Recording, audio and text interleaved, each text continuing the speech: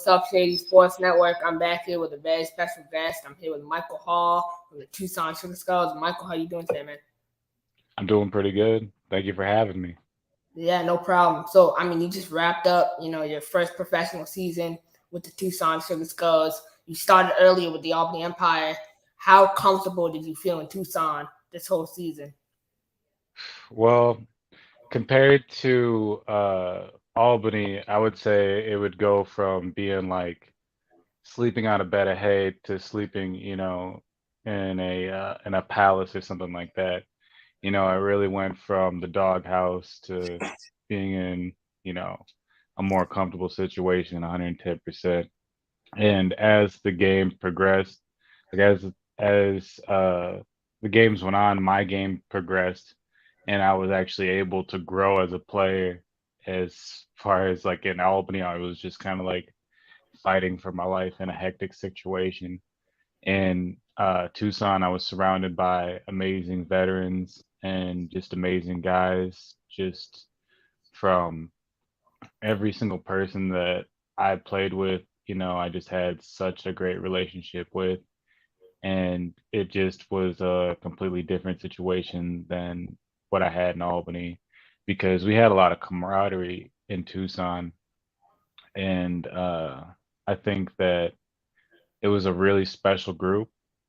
And, I don't think that our record really showed how talented that we were, and it's really disheartening because like the last game just happened, so it's really hard for me. Like after after the game, you know, we have what's called exit meetings and stuff like that. And I told the coach during that meeting that I was like, it's hard for me at a young age, right now for me to put a lot of things in context because I understand that when you live so much more, then that context of the past really comes into the present. So it's like the things that you reflect on, you can see, with a clearer view than the things that are going on right now.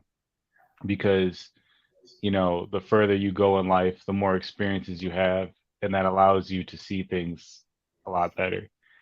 And, I feel like I should be extremely proud of the season that I had.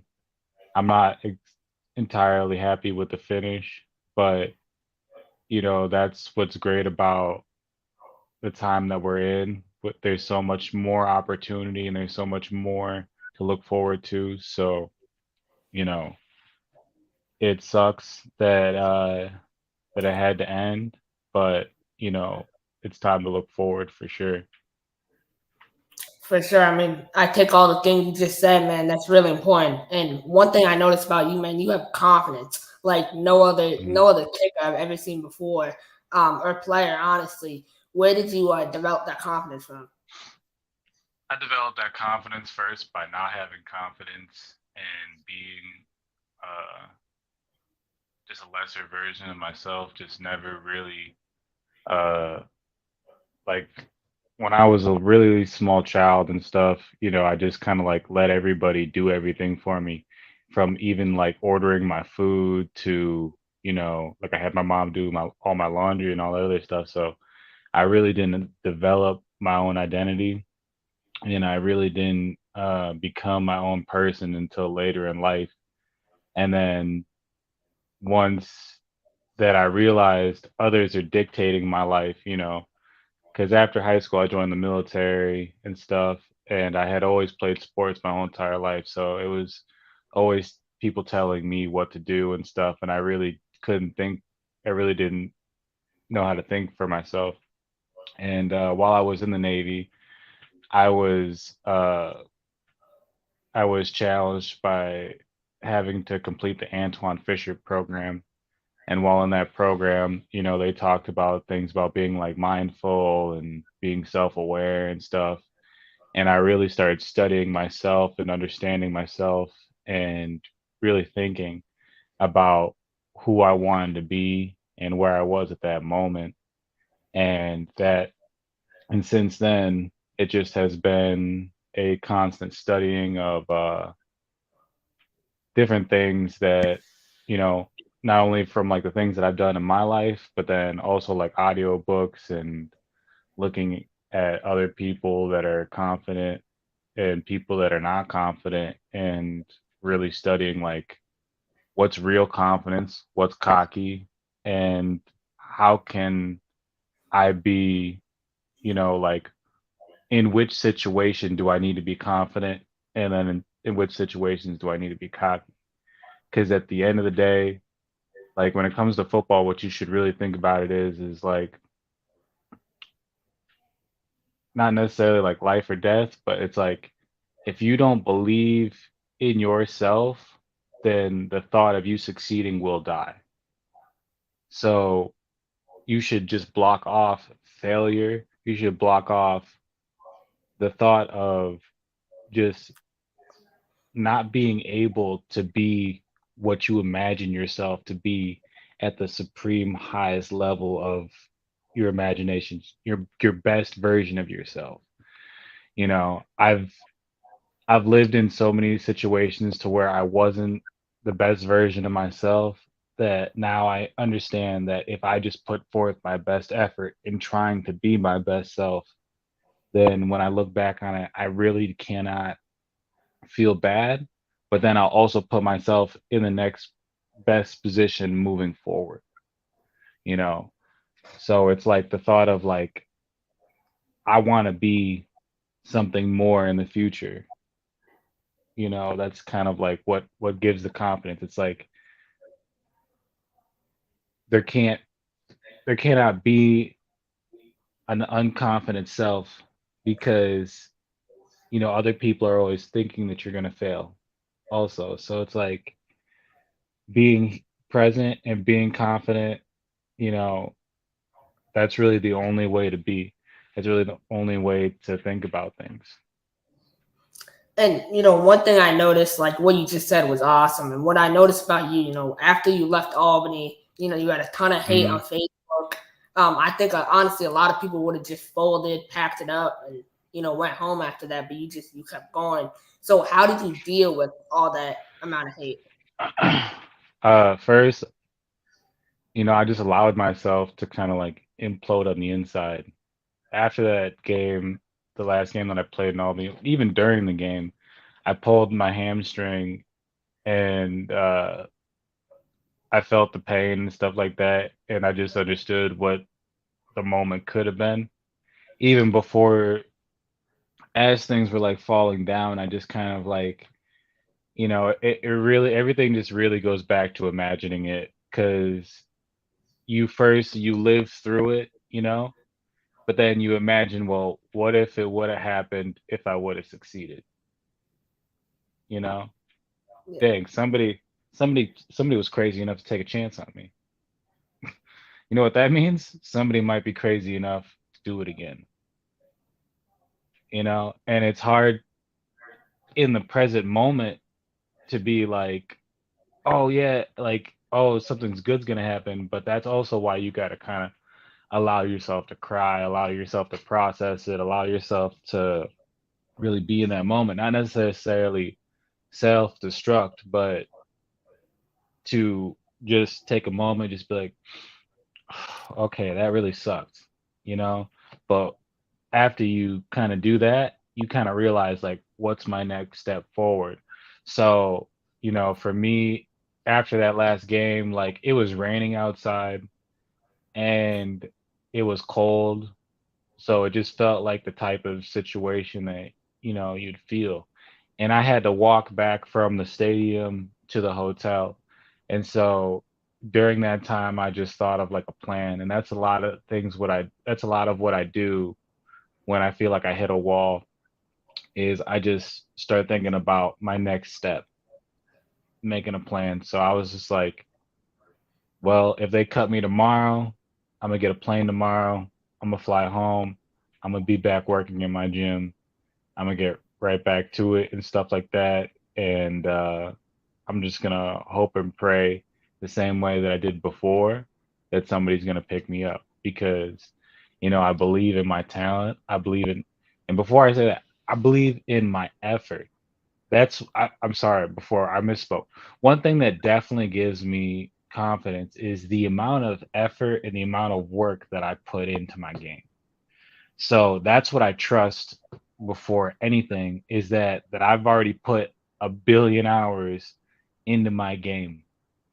And then also just as an athlete and everything, it's like I feel more comfortable in the player situation in my role as being a role player in a sport. I feel so confident and I feel like that's like my true home on a court, on a field. That's where I belong.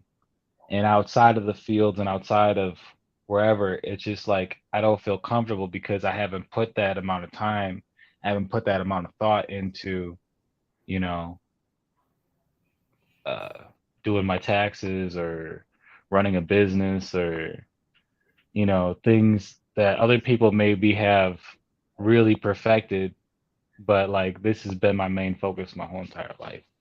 So just the fact that like I've done all that and then I've dedicated myself and then I've also put it on film, so many practice hours and stuff like that. And that's like that's a lot of like that's like a resume, you know?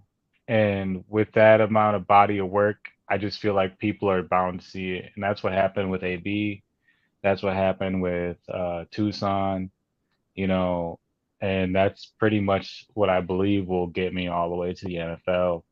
And it's not that I love the content that I make because it's not like the bubblegum pop uh Disney Channel type uh YouTube stuff you see. It's just simply me doing work and people like to just, it resonates with people. People like to watch it. And I really don't entirely get why, but I definitely get that like other people like it because it helps inspire them and gives them a sense of like, oh well, if he can persevere, I can persevere. And also that part of it also gives me a drive, a sense of it. So when I hit a wall like what I did in Albany, it just kind of like reignites me and it makes me remember, well, I'm not just out here by myself. I have my little brothers, my little sisters watching me. I have other people watching me. And a lot of times it's not what you do, but how you respond to what's happening to you that makes you seem like twice the dog that you are. So it's like, dang, you think it's bad to get shot, but then it's even crazier if you got shot and then you ran a marathon or something like that, like that'd be insane, you know? Instead of like getting shot and then going attacking that person. Like if you got shot and then you like you told that person you're sorry, just to be bigger and better than the situation, and to use everything as a test and to see the the game in the life, because life isn't just like we're going through it, but I believe that life is really a game and you got to really play it. And if you're not excited by the challenges and stuff like that, then you're gonna fold. Those are, yeah. That's, man, like you just dropped dimes of knowledge right there. That was really important to hear that. So in Albany, obviously not to get too much into it, but I feel like you kind of called the future. You talked about how the veterans were kind of complacent, and then they went down to Orlando, and you look at their record now. I don't think they won a game. Um, do you think that you're kind of a younger guy, in that sense? Do you think that we need more younger guys with a refreshed attitude? um I really respect those veterans. I think that after what I went through in Tucson, that I respect them even more because of what they built before. And I get that like it's just truly, really disheartening that the organization treated them like that, honestly. Do I think that we need more younger guys?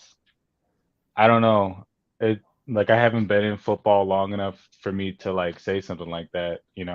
What I think is that I'm here and I'm trying to go further and stuff like that. And I'm proud of those guys, and I'm thankful for those guys that were there. And my thoughts and my words in that present moment, like I said before, like you after you go through some more stuff in life, then you kind of really see like, I kind of effed up there, you know. It, I don't like I feel like what I said was accurate about their complacency and all that and whatever, but voicing it, I don't feel like was the greatest thing that I could have done. But like I feel like it was inevitable for all those things to end, like for all those relationships to break apart and all the other stuff. How it happened was crazy, but it could have been a lot worse. Um, I just think that we just don't need volatile situations. Rookies, veterans, like, do we need fresh blood? No. What we need is fresh ideas, fresh, like, we need uh, new waves of like ownership to take ownership and to really take care of like the players and stuff like that, honestly. Like we need something different to happen from like an executive level to make the game more refreshing and inviting to the fans and for the players to kind of just feel good. Like imagine if I got there and all the guys were confident about what was going on, you know. We had the same team that won two championships in a row, and then you also had me come in there and being accurate. Like I could have been a weapon there. We could have really done some damage, and that's really what I think about is like the potential of every situation to be great, not how bad it was or at least that's what I'm trying to do, in the future. I don't really, it's really like that question is, uh, it's interesting to me. It's really hard to answer, honestly, because it's like, to me, honestly, I think that uh, what happened really had to do more with leadership than it had to do with the foot soldiers, you know. For sure. I mean, I feel like you've seen the game from multi perspectives. You had AB down in Albany who kind of, messed up that whole situation. But then you look at the positive, right? How would Mhm. you compare Tucson? How good do you think Tucson's ownership is? Um, well, to run it way back before Albany, I was with uh, I was with the Arizona Rattlers, and you know, I really don't want to get into too much of like what is good and what is bad about these ownerships because like that's above and beyond my pay grade. But I will just say from my perspective, what it seemed like was that the Rattlers was the pinnacle and the peak of how a player could be treated and at that level, at the arena level, to me. And I just felt like I felt so honored and humbled every single moment because of just the way that I was treated and the professionalism that every single thing was taken from to scheduling out meetings to group text to coaches speeches and just everything just seemed like it was like, whoa, we got to lock in here. This is almost like military grade professionalism right here. And then going from Albany, Albany, I would say that that situation is so much different because it's not just the organization that goes on to the league itself. And I was privy to a lot of conversations that I wish that I wasn't, just because, again, it goes like it's beyond my pay grade. It's like, dang, that's really how things go. Oh, that's who has to pay for this. That's who has to pay for that. And if you're just a single person, I think single person ownership of of a business, of a house, of any large like anything that costs a lot of money could be, a serious problem. You look at like Walmart corporations or like any of these other things, like they're conglomerates. There's multiple people, there's multiple, and I think that that's kind of something that I've seen like there's some pushes to do that in the CFL to go from single person ownership to a group ownership. And I feel like that's going to be kind of like the swing of it because then you can pay the players more, you can provide them more. And I think that as a group, people make better decisions than one singular person. Uh, to say like how good was the ownership of Albany and Arizona compared to Tucson, I can't really say, because if I never met the ownership of Tucson, I don't think I've ever met the ownership of the Rattlers either. But everything in Tucson just seemed like it was ran really well. But like I just think that it just doesn't compare to what you received as a Rattler. And then there's also things that I received being an Empire player and being just in the city of Albany that, just eclipses Tucson.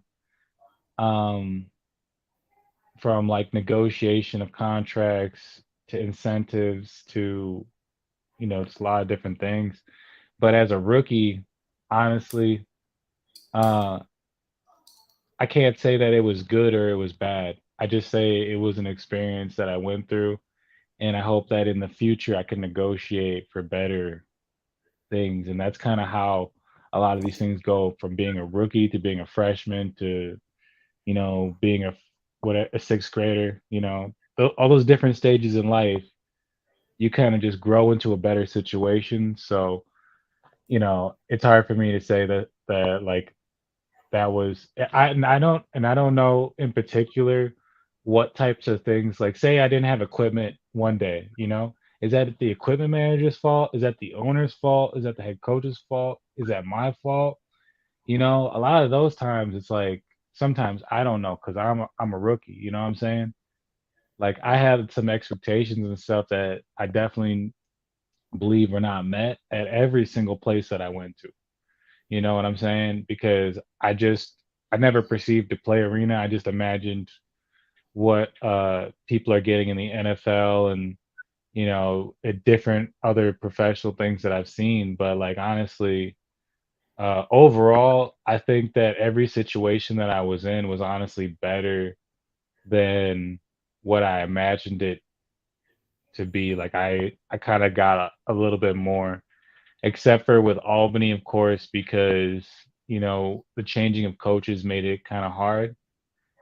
Like that's one thing that I can definitely get into because that team folded is that like the changing of coaches, and then again, it's like that's one person making a decision at like a snap of a hat, you know what I'm saying?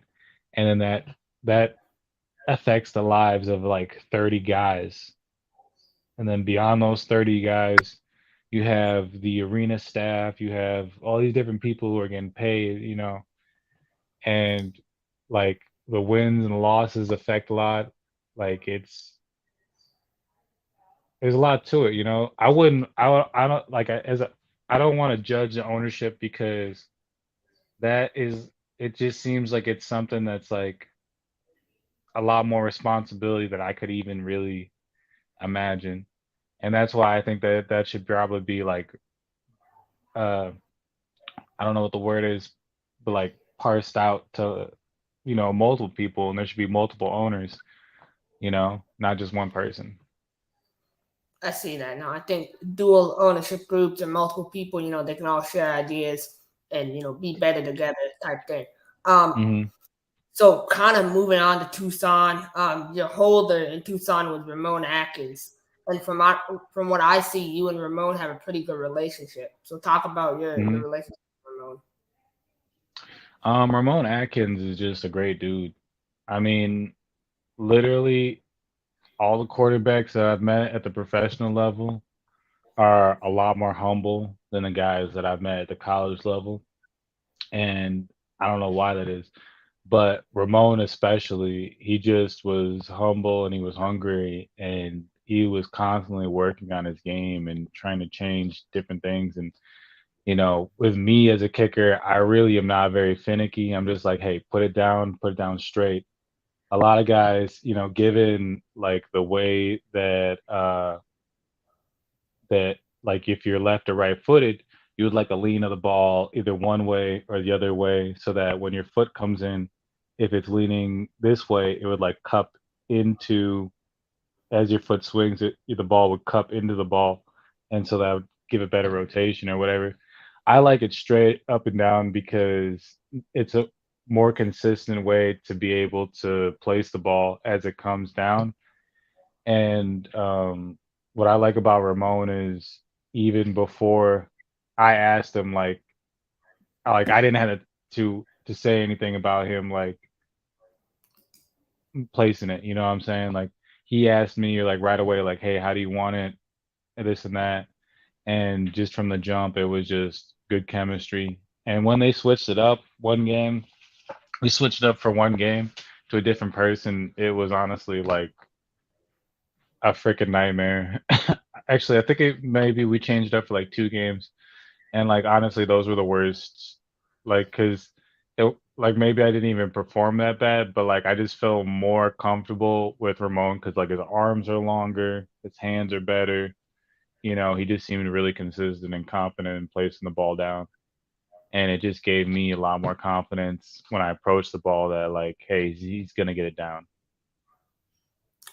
I see that. I mean, I think it. Ramon, he had a great season himself. 39 passing touchdown, 21 rushing. I think that's huge. Hmm. So one thing I see that you post a lot about is the support that you get from your fiance. Um, Yep. talk about like what her support means to you. Um, her support means everything to me, honestly. I wouldn't really have anything or be anywhere without her. Because a lot of like what I said before about like um, all I've ever really done and all I've ever really focused on was playing sports and or doing what I did in the military. And like without sports and without the military, what I found that like it was hard for me to even like take care of myself or find focus. Like I was just so depressed without purpose. And when I found my fiance, that's when I first started going back to school again. And so like my purpose and my drive and all that was just starting to, get re-established and all that. Like I started having self-worth again. And what she allowed me to do was to uh to take the growth that was already happening and just, propel it 10 times forward by helping me be accountable and help me be reflective. And you know anybody who has a wife or a significant other knows that your significant other is just like a mirror of yourself, and like they really will tell you and show you like the areas that you need to change. And if you're humble and receptive to it and you're not just pushing back on it, then you can change. Like there's a difference between a girl trying to change you to fit her picture, but there's a difference between somebody challenging you to make you better. And she definitely made me better and helped me like figure out like where in my life in different areas that I could definitely improve on outside of sports and stuff. And then she also gave me the initiative to, like, because a lot of what propels me in life is the thought that like we could have kids together, have a future together. Like I wouldn't be living in this house that I own for real. Like I probably would still be renting apartments and stuff if like I didn't want to buy her a place that she felt secure and stuff, I probably would have got an apartment, and then I would have bought like the sickest car you've ever seen, because like that's just, how I'm geared is that like I'm like I feel like I can make money, so it will come back or whatever. And then also at the same time, it's like I don't want to think about it. So like I let her really, really take the reins on like a lot of things when it comes to like taking care of our house and all that. And I just kind of just really just focus on what I do with sports. So as far as like food, you know, a lot of different things with like just like the upkeep of the house and stuff like that and whatever. Like she helps me immensely with that, and it allows me to just solely focus 100% on the things that I got going on, like school and football. For sure. No, I think it's important, to have someone that Hmm. supports you and elevates you and makes you better. So, last couple of questions here. Hmm. Right now, you're currently back in Arizona. You're in school full time. What are you studying currently, and what does your daily routine entail? I'm studying communication right now. Um, my daily routine right now, I just got back home uh, from Marina yesterday, so I really I'm trying to like establish it. And so like that's why when you called me, I'm just kind of like, hey, wait, what's going on? Because like I'm like looking around and stuff. I have stuff from like when I was in Albany. I just because I was literally at home for just a few days, and then Tucson called me and I had to go down there. And while I was down there, my car was on fire. So like a bunch of stuff that would normally be in my car is in this room, and this is just kind of like my home base. So first, I was just reorganizing all this, and then I have this window right here that I get out these markers and I start just writing. First, I create what's called a mind map, and that's really like one of the first things I do in my day is I play like either an audio tape of like a book like The Game of Life by Florence Scovel, or maybe like something like The Tao, or like a lecture from Alan Watts or something, just something that has to do with like being mindful and just trying to compartmentalize things. And then I just write down like what are the things that I have to do in the day, and then just break down like the time that I have to the different times, whatever. And then after like my next few hours would be food, water, stretching, and then that's when I actually start doing my workouts and stuff like that. Is after like I've eaten a little bit and stretched. But typically I wake up, I study something, and then after that I eat a little something, and then I either do a workout or I do like physical therapy, like stretching and mobility and stuff like that. For Yeah. sure. For sure. But in Arizona, I try to really get that done real early in the morning so that I'm done with everything usually by like 12. No, definitely good to start your day early. I Mm, kind of wake up a little late at 11 o'clock, but as I get older, my goal is to start waking up earlier. Um, early, yeah.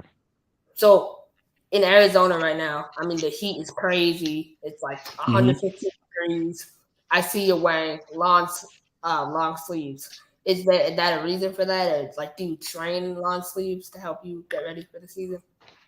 Um, no, I just typically have always been like a very hot person and just like to stay like extremely warm. So Arizona just kind of just fits me in that aspect to where like I could wear hoodies and sweaters outside and stuff when it's like 100 degrees out. As long as I'm not like, obviously, if I'm not like working out, if I'm working out, I typically do just wear like a like I'll wear like just a tee or something like that. But if I can get away with it, I really try to stay like sleeved up for like most of what I do, whether that's like it's the game's hot, cold, or whatever, because there is a comfortability. Like I had, like there is, you got to be comfortable with being uncomfortable. So it's like almost like I'm making the situation a little bit harder. Inside my house, it's just honestly, it's kind of cold. But like a lot of times, like during games and stuff like that, you'll see me either having the sleeves on or having the sleeves off because it will do something to you mentally to have them on.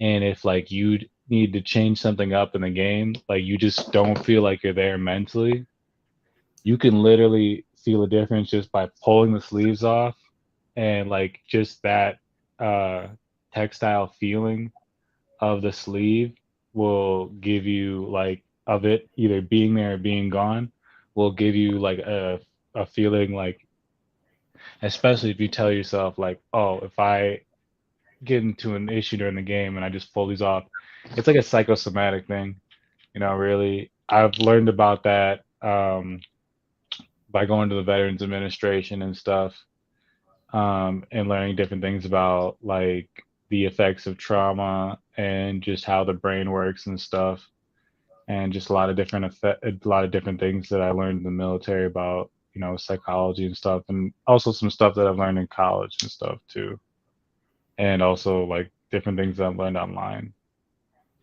For sure. So, Michael, Mhm. I want to thank you so much for, taking time out of your day to come on the show. My final question for you is, where do you see yourself Mhm. personally in the next 2 to 3 years, both on the field and off the field?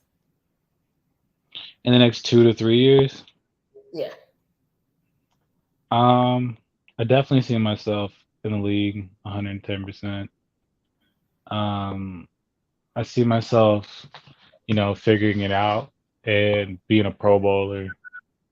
I feel like if you're saying 3 years, XFL 1 year, and then get into the NFL on that second year, and then really blossom into like that third.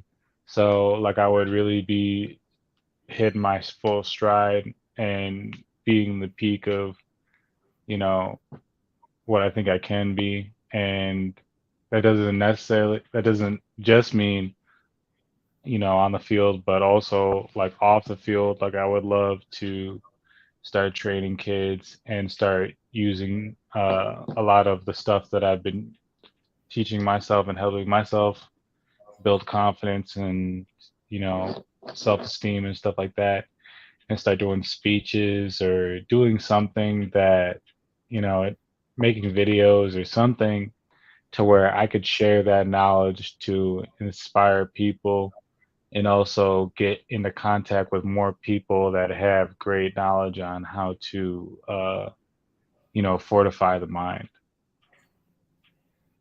Man, dog, I can completely see you doing that. I learned a lot from you today about, just being Mhm. focused and keeping your mind on something and how it's important to have Mhm. goals. Really appreciate your time today, man. I look Yeah, thank forward you. to I look forward to seeing you, playing you in Madden soon. So I'm ready for it, man. Keep going. I gotta buy a system first, man. I For just sold sure. my system. But what system do you play on? I play on the PS5 currently. PS5? Yeah, All man. right. Yeah. Well, hopefully you'll see me in Madden, and hopefully you'll get to play me soon too. For sure, man. Have a great rest of your day. Yeah, you too. I'm a game Bye. changer.